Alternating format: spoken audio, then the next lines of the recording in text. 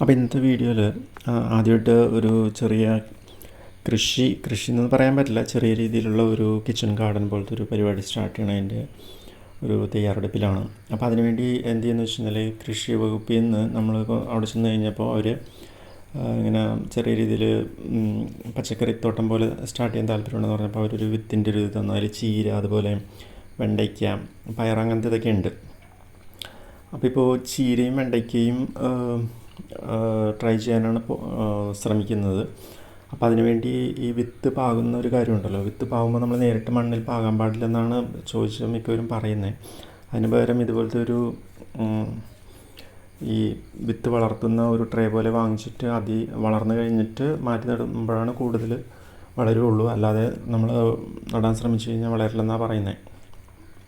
അപ്പോൾ അത് പ്രകാരം ഒരു ട്രേ വാങ്ങിച്ചു. ഈ ട്രേക്ക് 30 രൂപയുള്ളൂ.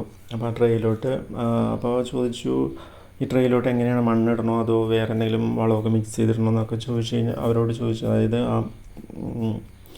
ഈ ട്രേ ഒക്കെ വിൽക്കുന്ന ആ ഗാർഡൻ കടയിൽ ചോദിച്ചപ്പോൾ അവർ പറഞ്ഞു കുഴപ്പമില്ല, മണ്ണായാലും അത്യാവശ്യം നല്ല മണ്ണാണെങ്കിൽ മണ്ണ് നേരിട്ടിടാമെന്നുള്ള രീതിയിലാണ് പറഞ്ഞത്. അപ്പോൾ ചിലവർ ചകിരിച്ചോറ്, അതുപോലെ ചാര അങ്ങനെയൊക്കെ മിക്സ് ചെയ്തിടാറുണ്ട്. അപ്പോൾ എനിക്കൊന്നും അതിൻ്റെ ഒന്നും ആവശ്യമില്ലെന്ന് തോന്നുന്നു. ലൈക്ക് നമുക്കിങ്ങനെ നോക്കാം. അപ്പോൾ ഇത് പ്രകാരം ഇപ്പോൾ എല്ലാത്തിലും ജസ്റ്റ് മണ്ണ് മാത്രമായിട്ട് ഇങ്ങനെ നിറയ്ക്കുന്നതാണ്. മണ്ണിങ്ങനെ ഉണ്ടോ, ഇതിപ്പോൾ ജസ്റ്റ് ഒന്ന് വിതറി നിറയ്ക്കുകയാണ്. കാരണം ആദ്യം നമ്മൾ പാക്ക് ചെയ്ത് ചിലപ്പോൾ ആ മണ്ണ് കട്ടി പിടിച്ച് പോകുമല്ലോ. അപ്പോൾ അത് അവോയ്ഡ് ചെയ്യാൻ വേണ്ടി മണ്ണിങ്ങനെ ജസ്റ്റ് ഇങ്ങനെ വിതറുകയാണ്. അപ്പോൾ അധികം പാക്ഡ് അല്ല, അതായത് കനം കൂടുതലല്ലാത്ത രീതിയിൽ നിൽക്കും എന്നുള്ള ഒരു ഇതിലാണ് അങ്ങനെ ചെയ്യുന്നത്. ഇതിപ്പോൾ എക്സ്പീരിയൻസ് ഒന്നുമില്ല കേട്ടോ, ഇങ്ങനെ ചെയ്യുകയാണ്. ചെയ്തിട്ട് എന്തെങ്കിലും ഫെയിലിയർ സംഭവിച്ചു കഴിഞ്ഞാൽ ഒന്നും കൂടി അറ്റംപ്റ്റ് ചെയ്യാനാണ് പരിപാടി. അപ്പോൾ മണ്ണിങ്ങനെ നിറയ്ക്കുകയാണ്.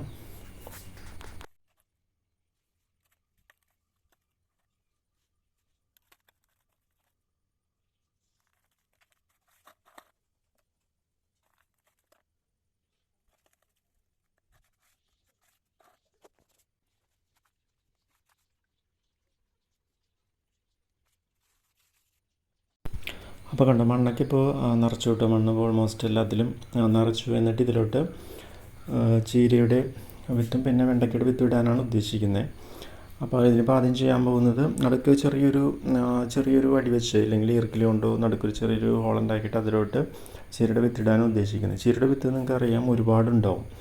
അപ്പോൾ ചില വീഡിയോസിൽ കാണുന്നത് ഒരുപാടുണ്ടെങ്കിൽ നമ്മളെല്ലാം കൂടി ഇടേണ്ട, അതിന് പകരം ഒരു വിത്തായിട്ട് എടുത്ത് ഇടാനാണ് പറയണത്. പക്ഷേ ഓരോ വിത്ത് എടുത്ത് അതിൻ്റെ ഉള്ളിലോട്ട് ഇടുന്നത് ഇത്തിരി ശ്രമകരമാണ്.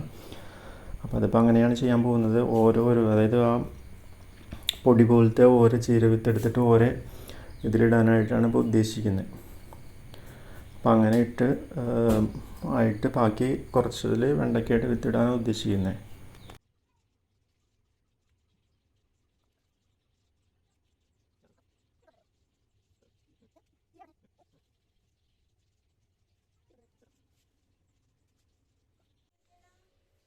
ഇതിപ്പോൾ ഇങ്ങനെ ഓരോന്നോരോന്നിടുന്ന ഇത്തിരി ശ്രമകരമാണ്, വേറെ ഒന്നും ചെയ്യാനില്ല. അപ്പോൾ അങ്ങനെ ചെയ്യാനാണ്. അപ്പോൾ അങ്ങനെ ചെയ്തുകൊണ്ടിരിക്കുകയാണ്.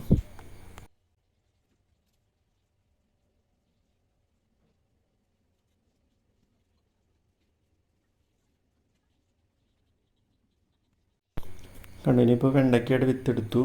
വെണ്ടയ്ക്കയുടെ വിത്ത് ചിലർ പറയുന്നത് വെണ്ടയ്ക്ക ഒരു ദിവസം വിത്ത് വെള്ളത്തിലിട്ടിട്ട് കുതിർത്തിയിട്ടിടണമെന്നാണ് പറയുന്നത്.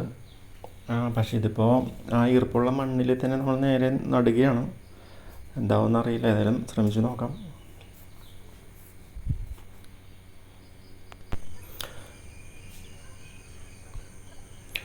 ഇതിപ്പോൾ ഏകദേശം നമ്മൾ നട്ടതിന് ശേഷം 4 ദിവസമായിട്ടുള്ള സീനാണ്. അപ്പോൾ കണ്ടോ, സംഭവം വളരാൻ തുടങ്ങിയിട്ടുണ്ട്. അതായത് ഇത് നട്ടതിൻ്റെ അന്ന് രാത്രി നല്ല മഴയുണ്ടായിരുന്നു, ഹെവി റെയിൻ ഉണ്ടായിരുന്നു. അപ്പോൾ കരുതിയത് അത് വർക്കൗട്ട് ആവില്ലെന്നാണ് കരുതിയത്. പക്ഷേ ഹെവി മഴ 2 ദിവസം ഉണ്ടായി രാത്രിയൊക്കെ. എന്നിട്ടും സംഭവം വളരുന്നുണ്ട്.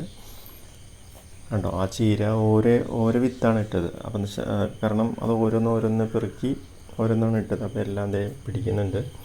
അതൊരു പുതിയൊരു. അപ്പോൾ ബാക്കിയുള്ള പിന്നീട് ഇതിനെന്ത് സംഭവിച്ചു എന്നുള്ളത് നമുക്ക് അടുത്ത വീഡിയോയിലൊക്കെ നോക്കാം. അപ്പോൾ സംഭവം ആസ് ഓഫ് നൗ തൃപ്തികരമാണ് എന്ന് നമുക്ക് മനസ്സിലാക്കാം. ഇതിപ്പോൾ ഇനിയിപ്പോൾ വലുതായി അത്യാവശ്യം പറിച്ച് നടാൻ പറ്റുന്ന പാകത്തിലുള്ള ആരോഗ്യം വരുന്ന സമയത്ത് പറിച്ചിട്ട് വേറെ സ്ഥലത്ത് മണ്ണിലോട്ട് നടണമെന്നുള്ളതാണ് പ്ലാൻ ചെയ്തിരിക്കുന്നത്. അങ്ങനെ വെണ്ടയ്ക്കയും പിടിച്ചിട്ടുണ്ട്, ചീരയും പിടിച്ചിട്ടുണ്ട്. എല്ലാത്തിലും ഓൾമോസ്റ്റ് നട്ടയിലെല്ലാം തന്നെ പിടിച്ചിട്ടുണ്ടെന്ന് പറയാം. സംഭവം ക്ലിക്കായിട്ടുണ്ട്. അപ്പോൾ നമുക്കിതിങ്ങനെ നോക്കാം.